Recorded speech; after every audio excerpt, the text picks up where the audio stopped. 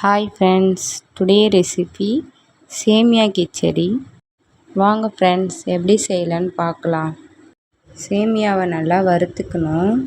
நல்லா பொன்னிறமாக வறுத்துட்ட பிறகு எண்ணெயை ஊற்றி கடுகு, பச்சை மிளகாய், கருவேப்பிலை இது எல்லாத்தையும் போட்டு நல்லா வதங்கணும்.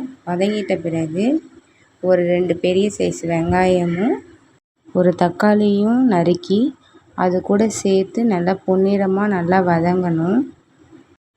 கிச்சடிக்கு தேவையான அளவு உப்பு எடுத்து 1 ஸ்பூன் அது கூட சேர்த்துக்கணும். சேர்த்துட்டு பிறகு கிச்சடிக்கு தேவையான அளவு மஞ்சள் தூள் 1 ஸ்பூன் சேர்த்துக்கணும்.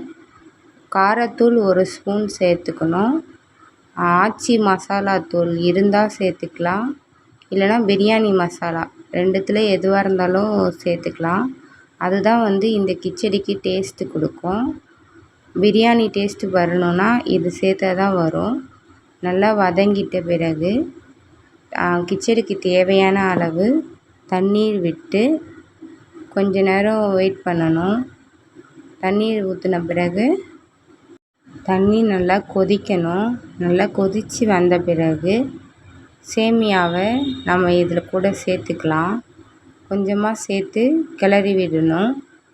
சேர்த்துட்டு கொஞ்ச நேரம் வெயிட் பண்ணி நல்லா கிளறி விட்டுட்டு வெயிட் பண்ணணும். வெயிட் பண்ணி கொஞ்ச நேரம் மூடி வச்சுட்டு கிண்டி விடணும்.